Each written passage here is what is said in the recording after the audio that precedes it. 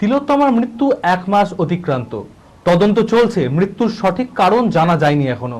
তাই রবিবার জাতি ধর্ম নির্বিশেষে সর্বস্তরের মানুষকে এক হয়ে তিলোত্তমার বিচারের দাবিতে, অপরাধীদের কঠোর শাস্তির দাবিতে মিছিলে পা মেলালেন বানঝেটিয়া পুজো কমিটি। এবং অন্যদিকে একই ইস্যুতে এক অভিনব কায়দায় আবৃত্তি, নৃত্য ও পথনাটিকার মাধ্যমে প্রতিবাদ জানাতে দেখা গেল মুর্শিদাবাদের চুনাখালীতেও।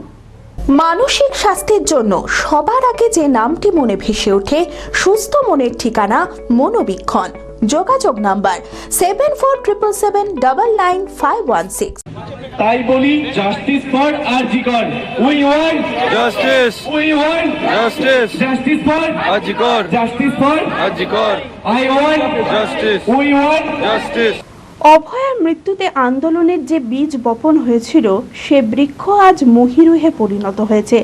জেলা আন্দোলন এখন ছড়িয়ে পড়েছে উত্তর থেকে দক্ষিণ মেরু পর্যন্ত। আন্দোলন ছুঁয়েছে নবীন থেকে প্রবীণকে। রবিবার ঠিক একই রকম চিত্র দেখা গেল মুর্শিদাবাদ জেলার বহরমপুর শহরের বানজেটিয়া ও চুনাখালীতে।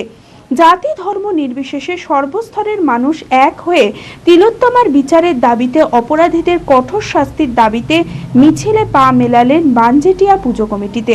বানজেটিয়া পুজো কমিটির সেক্রেটারি মিতালি চক্রবর্তী জানান, এত ধীর গতিতে কেন এগাচ্ছে সিবিআই?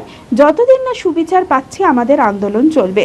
আজকে আমাদের কর্মসূচি তিলোত্তমার যে প্রায় 30 দিন বিগত হয়ে গেল, কিন্তু এখনো সঠিকভাবে কোনো বিচার পাওয়া যায়নি।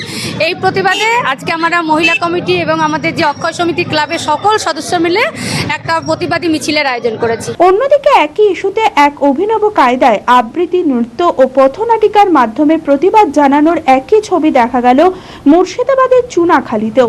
একজন সাধারণ নাগরিক সুমন রায় জানান, আমরা থেমে থাকবো না, এইভাবে আমাদের আটকানো যাবে না, দ্রুত বিচার চাই। তো এই নাটকের মাধ্যমে আমরা, আপনারা সবাই জানেন যে আরজি কর কলেজে যে নৃশংস যে হত্যাটা হয়েছে আমাদের নার্স দিদির, তো তারই আমাদের প্রতিবাদের বিরুদ্ধে আমরা এই নাটকটা করছি। যতই আমরা নাটক করি বা প্রতিবাদ করি, এটা একটা মাত্র বার্তা সাধারণ মানুষের কাছে, সাধারণ মানুষের মাধ্যমেই সরকারের কাছে পৌঁছাবে। এই প্রসঙ্গতে আমরা সবাই জানি কেন হয়নি, কারণ মৃত্যুর পরবর্তীকালে যেভাবে সরকার তাদের গুন্ডা বাহিনী দিয়ে হাসপাতাল চত্বর যেভাবে ভাঙচুর শুরু করেছিল, প্রমাণ লোপাট হয়েছে, আমরা সবাই সেটা নিজে চোখে দেখেছি মিডিয়াতে।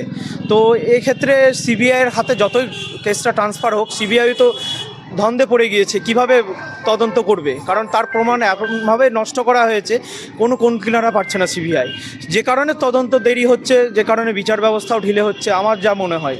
গুপ্তরোগ মাত্র 7 দিনে ফল। স্ত্রী ও পুরুষের বিভিন্ন গোপন সমস্যা, সন্তানহীনতা, সেতি, চুলের সমস্যা, 25 বছরের নিচে লম্বা হওয়া, সুগার, বাত, হাঁপানি, রোগা থেকে মোটা ও মোটা থেকে রোগা, ড্রাগ ও মদের নেশা ছাড়ানো হয়। আত্রেয় আয়ুর্বেদ, এখানে আয়ুর্বেদ সাইড এফেক্ট মুক্ত 100% সুচিকিৎসা করা হয়। প্রতি রবিবার অর্শ ও বাতের চিকিৎসা করা হয় সম্পূর্ণ বিনামূল্যে। বিনা অপারেশনে ওষুধ দ্বারা অর্শ থেকে চিরমুক্তি। আত্রেয় আয়ুর্বেদ, রাধিকানগর ফাস্টফুড অফিসের পাশে, বহরমপুর।